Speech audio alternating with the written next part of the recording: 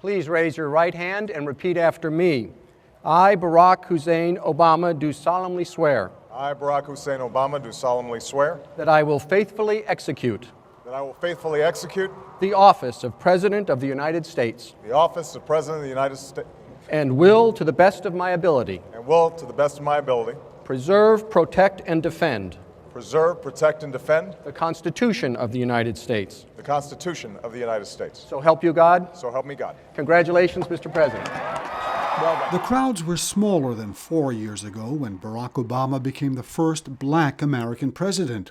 Still, hundreds of thousands stood in the chilly winds on Washington Mall to watch President Obama take his second oath of office and lay out his agenda for the next 4 years. We do not believe that in this country freedom is reserved for the lucky or happiness for the few. We will respond to the threat of climate change, knowing that the failure to do so would betray our children and future generations.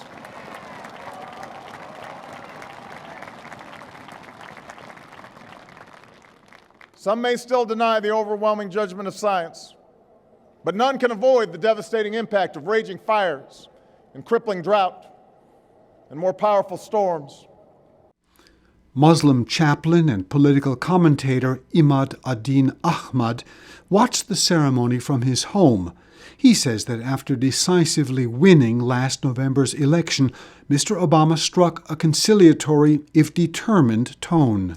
Well, I thought it was a fairly good speech. I thought that he delivered it with a degree of passion that should satisfy the critics who've been saying he's too professorial lately. And I think he highlighted the points of his coming agenda for the second administration, but he presented it in a way that continues to position himself as an intermediator who is trying to find common ground with the opposition while still taking upon himself the leadership to get them to move into action.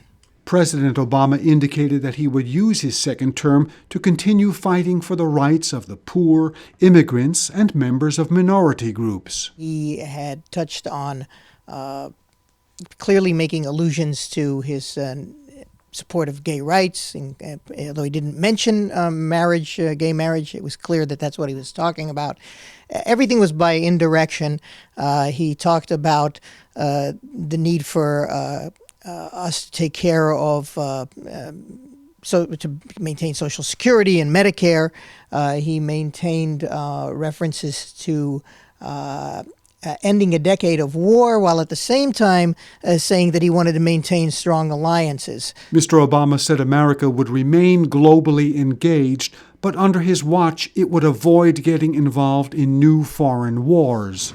Mr. Obama spoke eloquently about his plans for the next 4 years, but for the nearly 750,000 people who came out on this cold winter's day, it was a truly historic occasion, the swearing in for the second term of America's first black president. Burton Bolak, KSA2, Washington.